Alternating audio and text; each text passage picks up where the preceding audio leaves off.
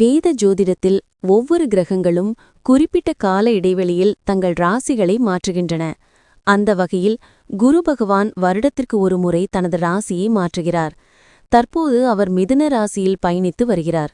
அவர் ஒரு வருடம் இந்த ராசியில் இருக்கும் பொழுது பிற கிரகங்களுடன் இணைந்து அல்லது பிற கிரகங்களுடன் குறிப்பிட்ட தொலைவில் அமைந்து சுப மற்றும் அசுப யோகங்களை உருவாக்குகிறார்.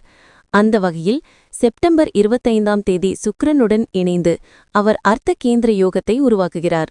செப்டம்பர் 25ஆம் தேதி காலை 5:16 மணிக்கு குருவும் சுக்கிரனும் ஒருவருக்கொருவர் 45 டிகிரியில் அமைந்திருப்பார்கள். இந்த சிறப்பு நிகழ்வு காரணமாக அர்த்த கேந்திர யோகம் உருவாகிறது.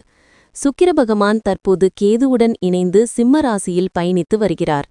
குரு மற்றும் சுக்கிரன் இருவரும் சுபகிரகங்களாக அறியப்படுவதால் அர்த்த கேந்திர யோகம் மிகவும் மங்களகரமானதாகவும் சிறப்பான பலன்களை தரும் யோகமாகவும் அறியப்படுகிறது.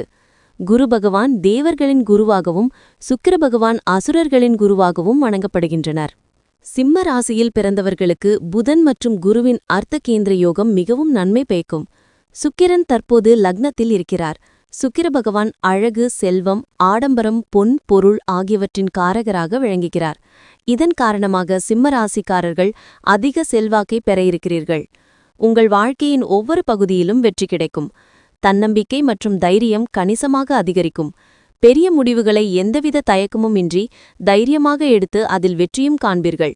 உங்களின் தைரியமான நடவடிக்கைகளை பார்த்து எதிரிகளும் தொழிலில் இருந்த போட்டியாளர்களும் விலகி ஓடுவார்கள். தொழில் வாழ்க்கை, தனிப்பட்ட வாழ்க்கை என அனைத்தும் செல்வ செழிப்புடன் மாறும்.